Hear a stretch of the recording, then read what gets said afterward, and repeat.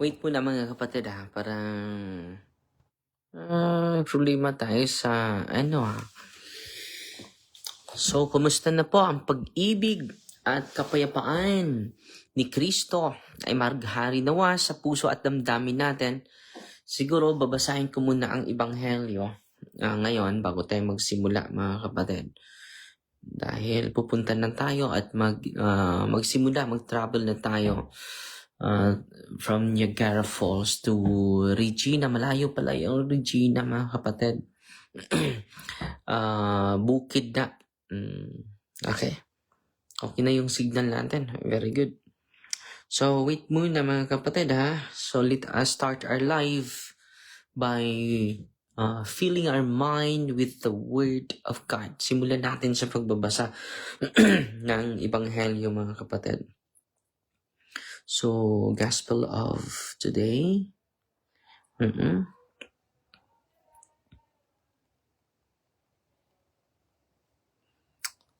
So, ang Ebanghelyo natin ngayon ay kay St. Luke. Ang ganda po. Ito po yung homily ko kanina. Sinishare ko po ito kanina. Siguro may live si Father kanina. At ipopost lang natin, no? Pero basahin lang natin. Very inspiring po yung salita ng Diyos. So, araw-araw po, ito yung gawin natin, read the gospel and then interact and search the reflection of the church fathers. Yan ang ginagawa ko. At yung mga reflection ng mga church fathers, the disciples of the apostles, yung mga church fathers po. Very insightful, very inspiring, moving and touching sa puso natin. So, reading of the Holy Gospel according to St. Luke. Glory to Lord.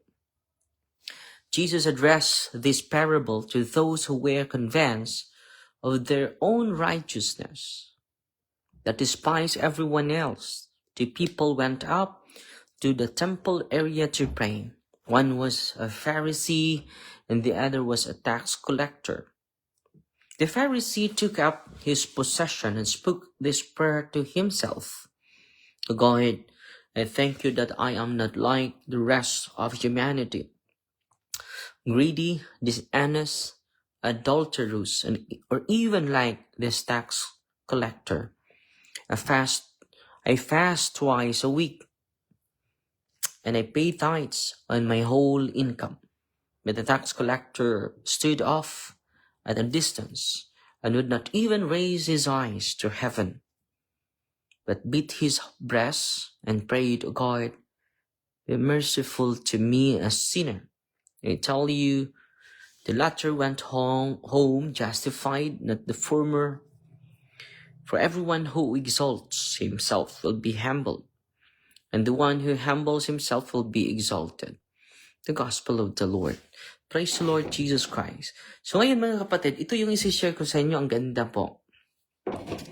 Our Lady of the Rock. Nangyari po ito, Our Lady of Las Lajas.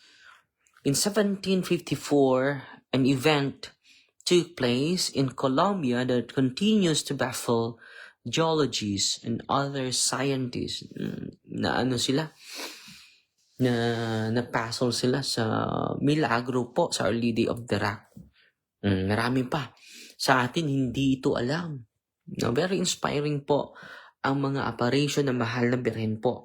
Maka-inspire sa atin sa pagdasal lagi ng banal na rosaryo po. Very inspiring po. Okay? Ito po. Ito yung storya po ng buhay ng apparition po sa Our Lady of Las Lajas. As the story goes, ipakita ko po yung mga picture nila. One day, a woman named Maria Muses the Quinones was walking with her deaf and mute daughter, Rosa. So yung anak niya, si Rosa at si Maria. Ito si Rosa, mga kapatid, deaf and mute. Hindi makarinig at hindi pipi din. No? Through a very treacherous and rocky area on their way home from a nearby village. So, delikado yung yung lugar, pauwi sa kanila. When a storm broke out, so may malakas na bagyo. Maria and her daughter, wala pang nung panahon, wala pang radio station, wala pang TV station, no? So hindi nila alam na may bagyong parating. Maria and her daughter took shelter in a rocky cliffs of a canyon. So dun sila sa tumago sa parang cave. All of a sudden, little Rose spoke for the first time. So namangha yung nanay. Bakit? Itong anak niya si Rosa, mga kapatid, ay nakapagsalita na, nakarinig na. Milagro, mga kapatid. Grabe.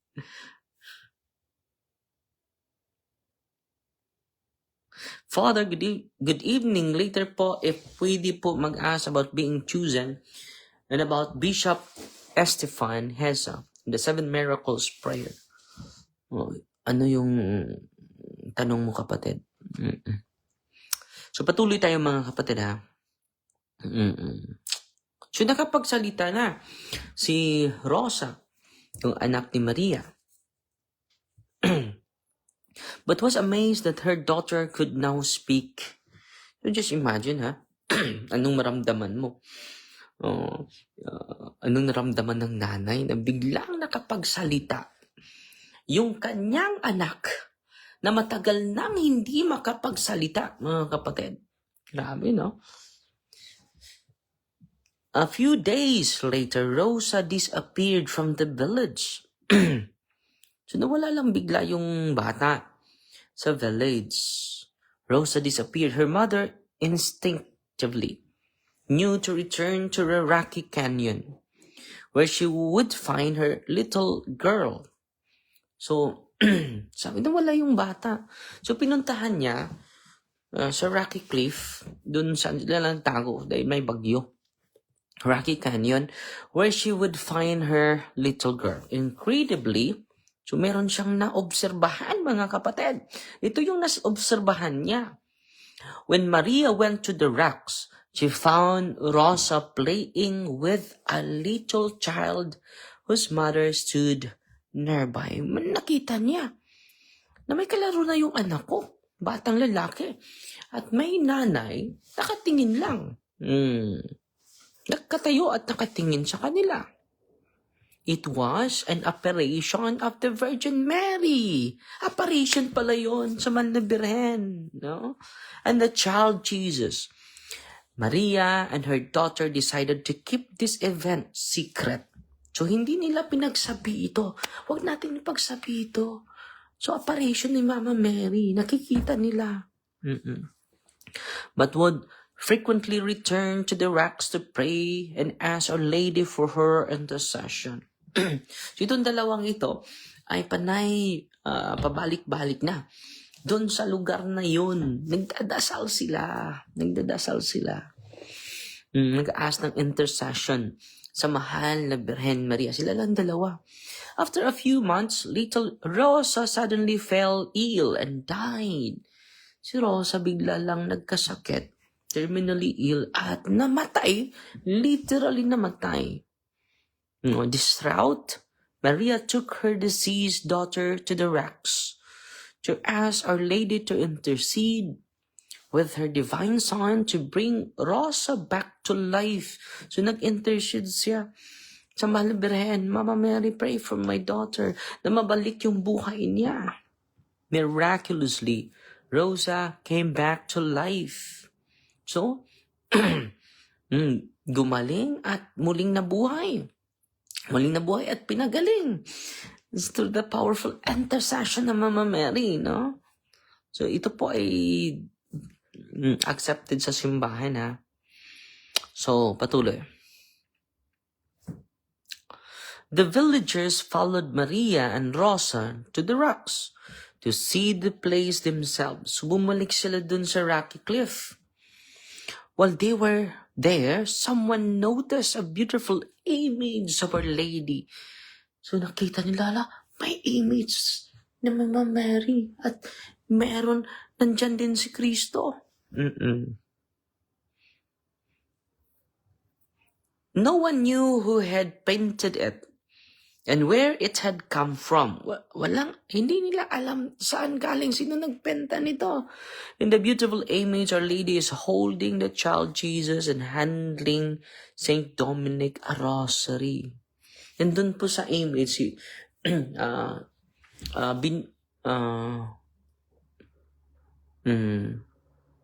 holding the child Jesus. So, hinawakan niya si Kristo. And then handing Saint Dominic a rosary. So binigay ni Mama Mary yung rosary ni Saint Dominic. The child Jesus is extending a friar's cord to Saint.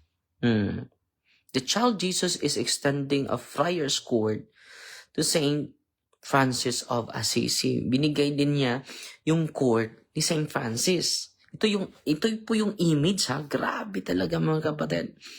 After extensive investigation. So, ini-investigate po ito. Hindi basta-basta, ha? Civil authorities and scientists determined that the scene was not a painting at all. Hindi po tao ang gumawa nito. Oh, grabe. When nagbabasa ako nito, mga kapatid, I really fall in love with the Holy Rosary. So, don't forget to pray the Rosary every day, mga kapatid, ha? Dahil buhay na buhay po yung presensya ng Mahal na Birhen. So, ang mga scientists, mga geologists, na-amaze talaga, mga kapatid. Na-amaze talaga. Wow, very inspiring. The scene was not a painting at all. The image is miraculously part of the rock itself. Yung kulay, yung mga colors sa mga bato, yun ang na-form, the image ni Mama Mary. Ipakita ko ngayon sa inyo, yung image niya. Ito po. Geologists had since bored core samples from several places in the rock and discovered that there is no paint, dye, or pigment on the surface of the rock. The colors of the mysterious image are the colors of the rock itself. Grabe! Grabe, mga kapatid. Grabe, amazing. The only man-made appears on the miraculous image are the crowns above the heads of Jesus and Mary that were later added by local devotees. So yung mga korona ni Mama Mary at korona ni Kristo, yun lang ang man-made. Pero the rest, the image of Mama Mary, the image of Jesus, the image of Saint Dominic de Guzman, and the image of Saint Francis de Assisi, it is not man-made.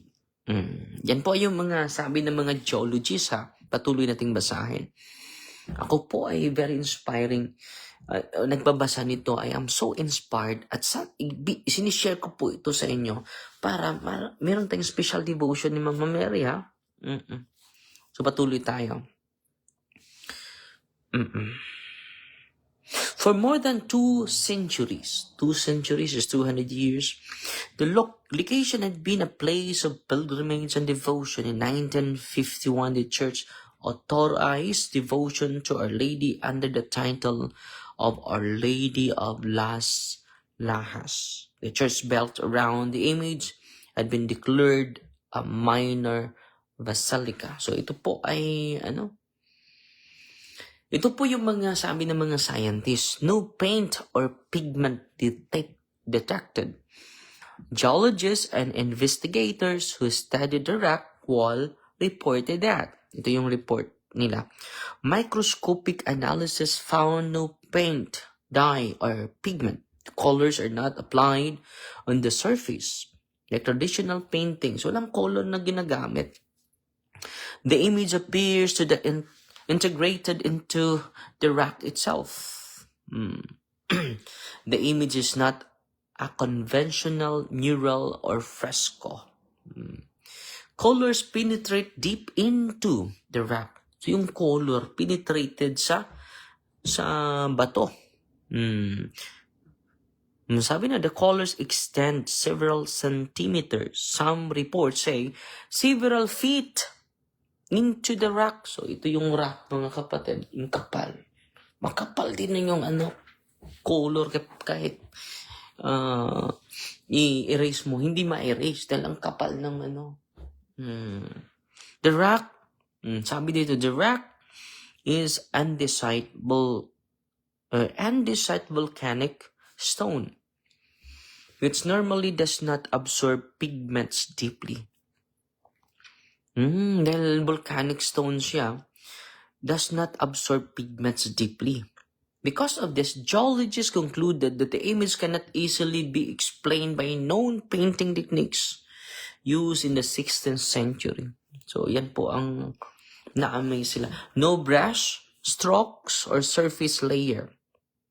A detailed examination revealed no brush strokes, no preparatory plaster layer, no organic binders, such as oil or egg tempera. Normally, any painting would leave traces of these materials. Sa pang-apat, natural mineral composition. Some researchers have proposed that the colors might be correspond to the natural mineral variation inside the rock. So galing sa sa bato, di ba? However, the clear human light shapes Mary and the child Jesus make a purely natural formation difficult to explain. Grabe, no? Historical documentation, the operation connected to the image is traditionally dated in 1754. So, church recognition, the Catholic Church did not declare the image itself a miracle scientifically, but approved the vision to the Virgin under the title Our Lady of Las Lajas. The shrine later became a minor basilica, and the other the largest Marian pilgrimage sites in South America. So amazing na amazing, mga kapatid. The entire Catholic world knows about the miraculous Thelma of Our Lady of Guadalupe, but hardly anyone outside the Latin America knows about the incredible and scientifically baffling image of Our Lady of Las Lajas. Marami sa atin hindi nakakaalam nito. Whether or not I will ever make it to Colombia to see this incredible image remain unseen. So, sana po ay na-inspire po kayo nito. Ay ipakita ko sa inyo yung image niya. Ito yung image ni Our Lady of Las Lajas po. Ang ganda po. Very amazing po. So, sana mapuntahan ko ito. Isa ito sa gusto kong mapuntahan. Tingnan nyo. Just imagine ha. Ito, kita ninyo. Yan po. Yung corona ni Mama Mary, sila na nang gumawa niyan. No? So, kitang-kita po. Kita niyo yung rosary, binigay niya ni Saint Dominic. At si Cristo din ay nagbigay ng cord. Okay? Chastity cord po yan. No? So, kita ninyo, yan po ang naporma sa bato, sa Rocky Cliff ni Maria at ni Rosa. Hindi po sila na santo ha. Pero yung operation, naging approved ng simbahan. Okay, te, ito na ta. Sige. Babay na ha. Nag-live ko, te. Nag-live ko. Munaog ko, te. Sige, te. God bless mga kapatid ha. In the name of the Father, the Son, the Holy Spirit. Amen. Our Father, who art in heaven, hallowed be the name. Thy kingdom come, thy will be done on earth as it is in heaven. Give us this day daily bread, and forgive us our trespasses, as we forgive those who trespass against us. And lead us not into temptation, but deliver us from evil. Amen. Hail Mary, full of grace, the Lord is with you. Blessed are you among women, and blessed is the fruit of the womb, Jesus. Holy Mary, Mother of God, pray for us sinners, now and the hour of our death. Amen. Glory to the Father, to the Son, and to the Holy Spirit, to us in the beginning, is now, never shall be, world without end. Amen. In the name of the Father, the Son, the Holy Spirit. Amen. At pasalamat ako sa star senders natin ngayon, si Sister Gladys, 200 stars. Salamat, Sister. Si Brian, Secretaria, 50 stars. Salamat po. So, last G's na ng gabi dyan. At salamat din sa mga nagpadala para sa mga seminarians, ha. Siguro kung makumplito na natin, makabayad tayo this week po. Okay? At may 75 na po. 75,000 po. And then, ang kailangan natin is 145,850. So, 175. So, ang kulang natin para magkabayadan tayo sa 5,000 lang po yung kaya ko, ha. Hindi ko kaya mabayaran yung mga seminarista. So, 5,000 lang yung monthly ko. 75,000. Kulang na lang tayo ng 70,750 po. So, kung gusto kayong mag-share po, any amount will be a great help sa mga gustong magpari. 30 seminarians po ang tinutulungan natin, no? So, kung magkaisa tayo, maraming maging pari at maka-focus sila sa pag-study nila sa seminaryo. So, ang kulang na lang ay 70,000. Yung GCash natin nandyan po sa timeline natin. 70, nandyan sa, pinipin natin sa natin. 70,750 na lang yung kulang. Okay? So, problema ng Panginoon yan. Siya na bahala dyan. Okay? At yan lang po. Fighty Maria, Tatak FD. Kita-kita tayo, Regina. No? Pupunta na kami ngayon. Nandito pa tayo sa Niagara Falls. Sa ngayon. God bless. Fighty Maria, Tatak FD with a humble heart. In the name of the Father, the Son, the Holy Spirit. Amen. God bless.